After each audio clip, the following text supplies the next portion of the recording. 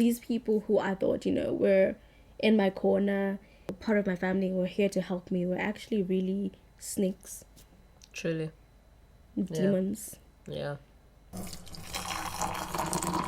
So, we're gonna have a rant today. We just felt like we needed to get something off our chest, because this past weekend has been a lot for us, and we just felt like we needed to share this with you guys as Africans and as African queers, and the statement we're gonna rant about today is that our culture is not exempt from critique.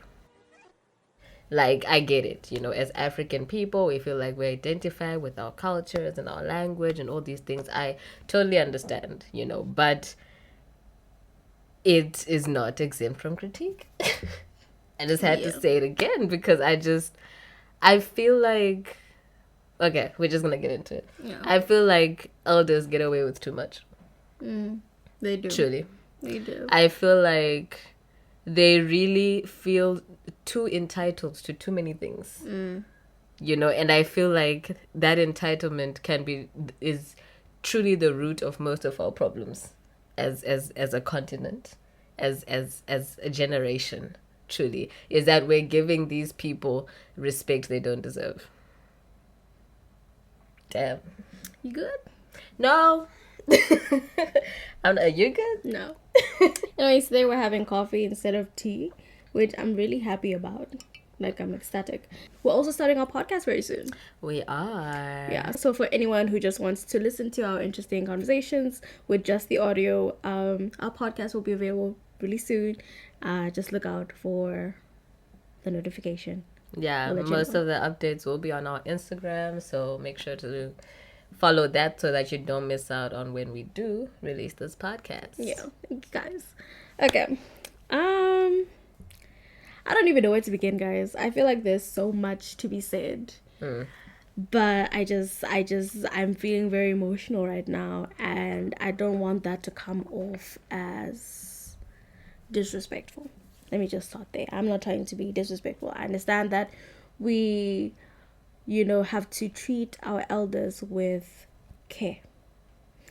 We have to treat them with respect. Why though? Okay, let me finish. Let me finish. But sometimes I feel like, because I think the last week, right, I had a sudden realization that elders are literally us, but just older people. Oh my God! Wow! Yes, some of them, do get wiser, but most of them still keep the mess. Truly. The messy you are right now, they keep that mess and they keep it going. They are not wiser and better people. They're still the same messy ass type people. They haven't changed. True. And that's true. So it's very difficult when we're like, we're trying to respect people, because they're older. And I guess there is a level of respect that we can give every single individual, regardless of age. Exactly. There's respect that we can give people, regardless of who they are, what they do, where they come from. Yeah. But then I feel like sometimes our elders expect a little too much. A little too much. That they've done nothing to earn. Like beyond, they don't even do the basics, bruh. Like, oh my God. Like, I'm not having this conversation about, your elders who have been in your life and supported you. I'm not talking about your granny.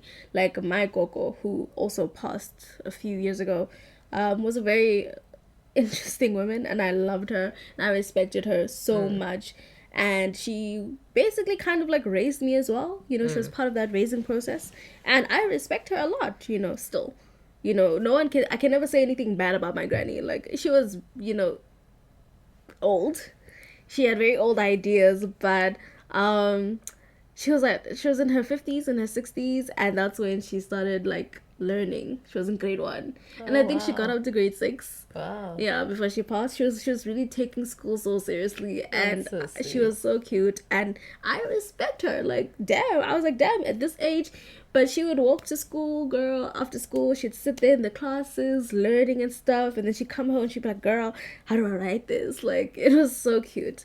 And I'm not talking about those elders. I'm talking about the ones who you don't even know of, right? Like, they're in your family but distanced. And you've never heard of them, you've never seen them, maybe once or twice when you were like a baby. No, they literally only exist for lobola and funerals. Yeah. We're talking about those elders. Like, oh, that's so cool about your granny though. I didn't know about that. She's such a cutie. Cool. And that's the thing, I guess. Now that I know that, I even have more respect. I respected her because she taught you how to make tomato soup. Amazing. And now I have even more respect because it's a thing of like, at her age, she was like, I'm going to learn something new. At her age, she could come to you and be like, I don't know how to do this. Please help me. Help me understand this. How can I do this? Just to be able to do that at that age, phenomenal. Because they really, some elders, the lobola elders, really believe that they know everything. You can't tell them anything. You can't have conversation At all. Nothing. Like constructive conversation with them. It's very hard because the moment you say, I think this, it's like, oh, you're coming off as disrespectful. Oh, you don't know what you're talking about. Oh, you're not old enough, to be part of the conversation. And it's like, but this is my life that you're discussing. Why am I not part of the conversation when we're talking about me? And it's also very weird when you're, black and queer. When you're at a certain age, I guess, when you reach a certain age and people are getting married and people are dying and things are just happening and you witness all the traditional stuff that's going on. Yeah. And you kind of wonder if there's actual space for you. Yeah. Right? In your culture, in your traditions as a queer person. Because when my mother passed, there was there's a rule that, no one can cook for my dad if they're having coitus relations with a man, right? And I'm there specifically. Like my great aunt was like, no, you can't be touching his things if that was a whole conversation. And I was like, that's fine, right? That's okay. I can do that. But what if it's not a man? What if it's not a man? Like, what if it's a woman? What about that? Or a non-binary. Is it? I feel like it should have been just like, oh, just don't have sex at all. But she specifically said don't have sex with a man, and that's why I was like, make it. I don't know. Like, how do I fit in? How do I ask? Also, because I didn't ask. I was just like, okay, cool. Yeah, no, definitely. I mean, when I was reading up on, like, because we're doing some research for queer Africa things, it's a big thing. But one of the papers, they were talking about how back in the day they were like, there was space for us as queer people in tradition. Like, queer people did really specific things that other people could not do. Like, we were very much involved. But I feel like, sorry, just culture. Okay. So when colonization happened, right, like they tried to erase a lot of our culture, like a lot of our identity and things like that. Some countries in Africa don't even have their original languages anymore because they were thorough.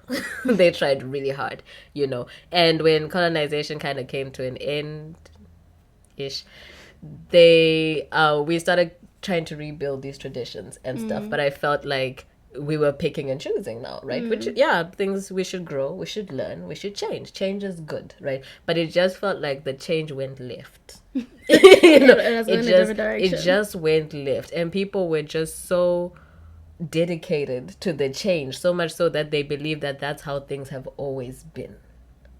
People haven't acknowledged that actually, yes, our culture does change and evolve. It's always like, no, it's always been like this. This is the tradition. It's like, no. The fact that I am not written in your culture today means that something has changed, because it is impossible that people like me did not exist back in the day. There is evidence of them participating in traditions, but now I've been written out. And now you're going to be like, this is how it's always been. I think a lot of the times we take culture and tradition as Bible. Even taking Bible as Bible, can be a little problematic. A little. We're not gonna go into that. It can be a little problematic because I think we start believing that these traditions and religions and beliefs and everything just kind of popped up out of nowhere, and they are fact and cannot be challenged. And that is false, because just like she said, these things have changed constantly. Things have always been changing. Our traditions and our cultures did not make themselves. We created them because we said, oh, there must be a purpose, let's do it like this. But the problem, I think, is that we're now starting to stick to them and forget that we have the power to create and recreate them. Like, I guess, like, let me be honest, I'm Swazini, and I love my Swazinas, I guess, in the best way I can, as a 21st century millennial or Gen Z, I don't even know what I am, person who has been born in a country that has been very westernized, and also, was raised was also raised in, the suburbs, and also went to very Model C type schools, right? As that type of person, I can do the best I can, and sometimes it brings about conflict when I'm talking to my elders, because we have different ideas. Like, I remember at some point my mom and I were talking about like marriage, and she was like, oh, you're gonna get married to a man and nah. And I told her that was not gonna happen, and I'm still sticking to my guns. It's not gonna happen. But she was like, oh, you're still a child and you don't understand anything. And I was like, I mean, I get that there are things that I don't understand that you understand, but there are also things that you don't understand that I understand. And I guess it's never acknowledged. Yeah. That route is never acknowledged. Yeah. And that's what bothers me. You're never believed, right? Yeah. It feels like they're just waiting for you to get back on the route to goodness and tradition. Yeah. And it's kind of hard because some traditions are just a little dumb, outdated, right? Because I love, being Swazi as much as I can, as I said, but I'm not gonna, be slicing goats, askis. I'm not gonna go to any well to get water. I don't know if that's what we do. You see, ignorant. I don't know. Maybe I'm not gonna be lobolad. I'm not gonna do that. Even before I was gay, I was like, I'm not gonna do that because And I think what the problem is that people have kind of forgotten the reason for culture, because when you look through it and you're reading about it, it was to benefit the people. This whole thing of like, oh, if someone dies in your house, you need to be cleansed and stuff, because we don't know what killed this person, so we just need to make sure that y'all all right. Like back in the day, tradition was really to benefit the people. You had your aunts to talk to, just in case you and your mom didn't get all the way along, or your mom couldn't cook. You could go to Ninge's houses and you can be fed and you're safe and all these things. Like, it really did benefit the people. It made sense. Yeah, you had to listen to your elders because they've been around longer. They've been taught which herbs do what and all these things. They have this knowledge. I acknowledge that, right? But with the advent of things like technology, and this global community that we're becoming, and all this learning and stuff, like there's new things that our tradition didn't account for, and if anything is holding us back. Just a little. A lot. It's holding us back a lot to progress, because people become so attached to these identities and these practices and there's nothing wrong with that, right? But it's like, how is it benefiting you now? We must be allowed to ask questions, like this whole thing of like, you're too young, you don't understand, or you're young, this is not about you. It's like, because that's what I'm mad about, because I'm also very ignorant about my culture. But it's like, when I would ask questions, when I was curious, people were just like, you're too young, and they would shut me down. There was just always this wall of like, oh, you're not allowed to. And now that I'm ignorant to these things that I was never taught, people get mad at me. And it's like, when was I supposed to learn these things? Like, I hate my biggest fear is when there's like family gatherings and you have to know how you're related to everyone. Because if you call them by the wrong name, it's a whole controversy and they get really upset with you the whole day. Or knowing how to serve plates to who, like in what order and all this. I just can't. I hate it so much. Yeah. And I'm like, what's the point? We're all going to eat.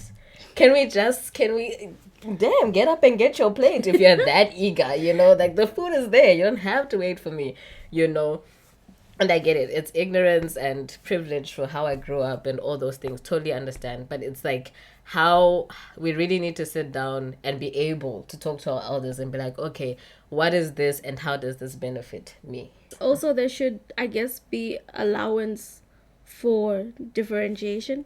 And what I mean by that, I don't know if it makes sense, but sometimes you're part of like a group, a tribe, or whatever culture. And sometimes you don't necessarily believe those things, and I want there to be room for us to kind of not participate and not be shamed for it. Like, you know, like let's say, you know, funeral things.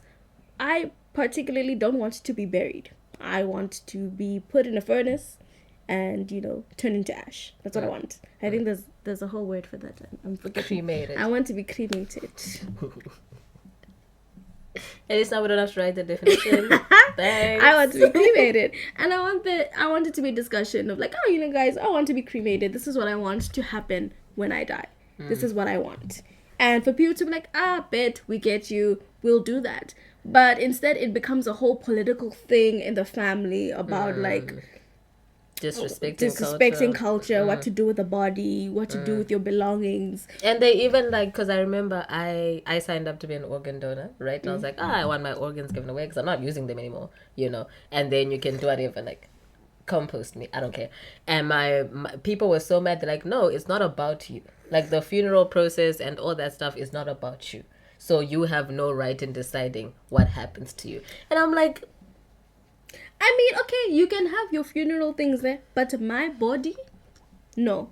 You don't have to do it with me there, because it's not about me, as you said. So I don't need to be present. I'm not present, Ka. Leave my body. There definitely needs to be that allowance for like that, just respect for us as individuals, and not just seeing everyone as a monolith of a culture, saying that, oh, you will want to be lobola, because that's how I have no understanding of why lobola is a thing. I can't defend that. But they'll be like, this is why you should want it. And then if you're like, no, you know, there should be another option. Let's be very honest, guys. A lot of our cultures are very patriarchal. Let's not beat around the bush. You know, it is what it is. That's the truth, right? And I feel like I just hate that we just let that shit go. We let it go. We're like, oh, you know, man of the house, tradition. No. We've changed. We've grown. Unless that's what you want to do, I don't feel like I need to participate. Yeah. You know? Unless you individually want to do that, I don't feel like a whole culture should be centered around one gender or one person's preference. I don't think that's, you know, truthful to the whole culture. Like, I don't. Because at this point, I just feel like I'm not really Swazi. Yeah. I feel so detached. Yeah. Because I can't really participate in the reed dance. Not that I would be able to, but you know, even if I was, I wouldn't want to, right? And I don't think anyone is forcing you to. I think I'm not sure. Ignorance. Yeah. But at the same time, I'm just kind of like, you know, our practices are a little misogynistic, little, you know. They are. I remember when I was a kid, I would have to like serve my dad food, and my mom just did a lot. I feel like my mom just did too much. It was truly unfair, especially she worked too. Yeah, she worked too, because I feel like, you know, with this whole, you know, independent woman boss babe shit, it's great, you know, but not, because capitalism is requiring us to work, to have everyone in the household working to just survive. But at the same time, it's still, you know, very patriarchal, misogynistic, in the sense that women are not getting paid the same wages, or, you know, fair wages. And also the women are also expected to come home and make sure shit is sorted at home as well, and raise the kids as well. Like, people will be mad at you for not working, and people will be mad at you for working and leaving your kids at home. It's either way, you're fucked, right? And it's very much like that right now in modern South Africa, where, you know, the mom and the dad or whoever is working, but the mom comes home, she cleans, she cooks, she looks after the kids. Like, it's ridiculous. And it felt like I had two parents, but I had one parent. I think it became very apparent when my mom died, because my dad didn't know how to parent. Like, I think he did at some point, but watching him, you know, like actually try to do the things my mom was doing was really frightening. It was so frightening, because I was like, do you not know that you have to do this and that with a child? You have to feed it this and that. This is how you communicate. This is what you do. This is how you are emotionally available. Yeah. And I think he's been very stuck in that role of being the financial provider, even though he wasn't the only financial provider. True. But that's the title he took, and that's the thing that he did. And my mom did everything else. So it's just, we need to grow. I want us to grow. I think that's what needs to happen, because if we're gonna carry on with these cultures, if we want to preserve the things that we feel like have been taken from us by capitalism and colonization and all the white people and the apartheid and whatever, I feel like we should be able to also decide what we want to take with us. Not just preserve for the sake of preserving, because why would you preserve a rotten apple? You know, what's the point of preserving things that won't benefit us? True. You know, we should have those conversations and be able to be like, yeah, I don't like this. Let's try this. Let's make changes like this. Not just for the sake of, you know, it's culture, we're black. Because, hoteps, like when I come across a hotep, it's always that thing of like, there was this one person who was like, yeah, we must look for African solutions to things. And I was like, yes, sure. I mean, there are situations where you have to have an African perspective, if that's a thing. But that doesn't necessarily mean that everything that is African is correct or right. We can take from, you know, the global community to better ourselves as well. I don't think that makes us less African in any sense, because we are African. So whatever we do is African, I think. You know? But yeah. She met my family, the elders in my family, and that was an experience. I will say that, because I think the funeral has shown me, like all the funeral proceedings have shown me the true colors of my family, my extended family. And these people who I thought, you know, were in my corner, you know, part of my family, were here to help me, were actually really snakes. Truly. Demons. Yeah. Like, I've been angry, I've been heartbroken, because when she met them, she was met with a lot of animosity. They didn't even know we were together, but because she came and she was here to support me and support my family as well, like, people were allowed to come, but for whatever reason, her being here just made things very like, I don't know, it just because they called me in and they were like, oh, you know, we want to talk. And I was like, oh, you know, I'm going to talk to my elders, and, you know, they're going to talk to me. And they just made a circle around me like a secresh, like it's preschool, you know, talking to that one girl who's problematic, you know. And they were like, oh, you know, we don't like what you're doing. You know, this child that you brought here, we don't know her. And I was like, oh, then meet her. Because my family had already met her. My mom, my dad, they had met her before. But, you know, they're like, we don't know her, so therefore she should not be here. And I was like, no, but I brought her here because I need her right now. I don't want to be apart and in this time in my life. And also she was here to like support me and my family as we were grieving, because I think there's a culture of like trying to leave the grieving family on their own, and that doesn't make sense to me, because I think that's when we need them the most. But for them, I don't know if it's really culturally a thing, but they would just wanted to just leave us in the shadows or something like that. I don't know, can't remember. And it was really hard because they weren't interested in listening to what I had to say or talking about this. It was just, this is the culture, this is what you must do, you must obey. And I frankly do not like people telling me what to do. I don't do it. I don't do it with my parents. I'm not gonna do it with you. Like, that's not how it works.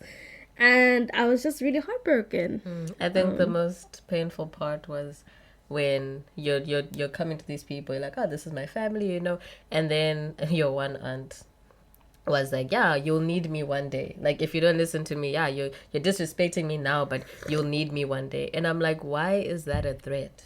It was such a threat. Why are you threatening me with your help? Like, it was so ridiculous. She was basically just like, you need to just obey, otherwise you're not gonna get help in the future. And it was rude. It was ridiculous. And I was like, and I told her straightforward, I was like, girl, if that's what you want me to do, I'm not gonna ask for your help.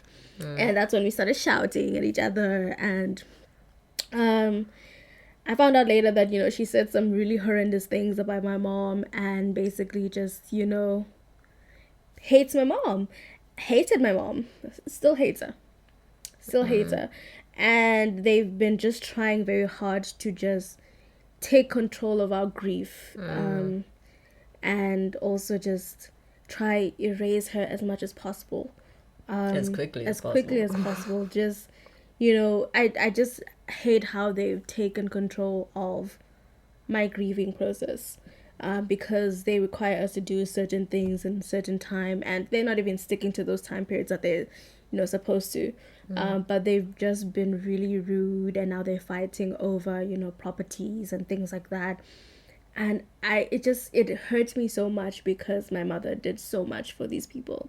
First of all, when they were in shit, she was there. In my mind, my mom was like the matriarch of her in-laws family, because when we had events, she'd be the one in the kitchen working her ass off, taking care of their kids. Yeah, so I'm just really sad that that's what it's come to. And I'm not sad that they're watching this, because if you are watching this, I hope you know that I hate you, and that's okay, and I don't need you in my life, and I will never ask you for help, and fuck you, respectfully. Okay, I think that's a video. There you go.